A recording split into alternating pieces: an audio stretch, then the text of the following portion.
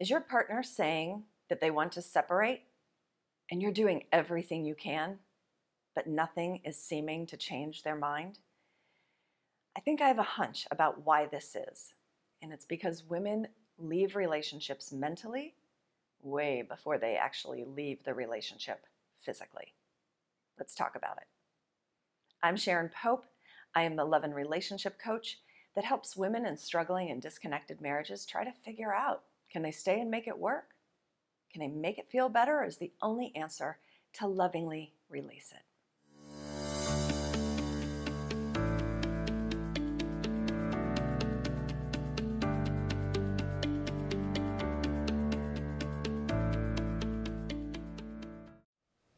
Sometimes the women I work with want to do everything they can to see if they can help the marriage feel good again, but some don't. Some women tried everything they knew to attempt to make the marriage feel good for years, or maybe even decades. Things might have begun to feel better for a little while, but it always reverted back to the same distance between them as a couple, the same resentments, and then the same hopeless feelings. And after trying and being unsuccessful for years, she gave up. She checked out. She gave up on the marriage. She gave up on him. And because there is some implied finality to giving up, she likely never told her husband that she had done so. You see, women leave a relationship mentally before they leave physically. And then at some point, and maybe that's even years later, she became so far gone mentally and emotionally that the distance between them had become so palpable that even as they were existing under the same roof, it was so disconnected. So there comes a point in a dying relationship where the act of physically leaving begins to feel just like a logistical technicality. And here's the issue that I have seen happen time and time again. By the time a woman makes the decision to leave physically, she checked out mentally years ago. So when she asks for separation or divorce, now she has her husband's attention. And now he's in enough pain and fear that he's willing to make the necessary changes. Any changes, whatever it takes. He might offer to go to counseling together. He begins complimenting her more often. He says, "I love you." Maybe even buys flowers or gifts. He's really trying.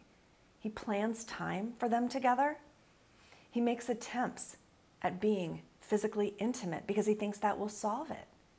But nothing seems to be working, which makes her feel guilty and him feel powerless.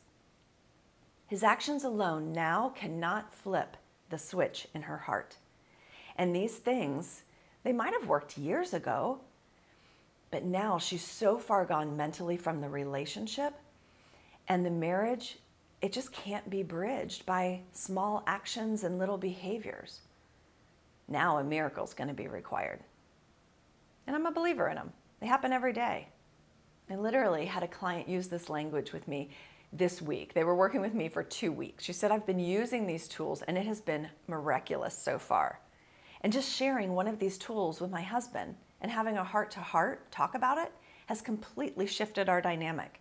We can barely stay away from each other. We're so excited to be together, smiling, flirting, and enjoying each other. Even the passion is back. Now, I also will honor a woman's decision when it's just too little too late. Sometimes she doesn't even want to try. And that really is part of the final decision-making process. Sometimes we genuinely want to try to make it work, and sometimes we just want to try to make it work. If this spoke to you, or if this was helpful to you, I hope that you'll subscribe to the channel. If you want to be notified whenever I post a new video, just click the red bell in the upper right corner. And if you are ready to get this level of clarity for yourself on whether or not you want to try, whether or not the marriage can evolve, there's a link to schedule a complimentary truth and clarity session with me in the notes below this video. And you can schedule that session and we'll see if there's a fit for us to work together. Until next time, take good care.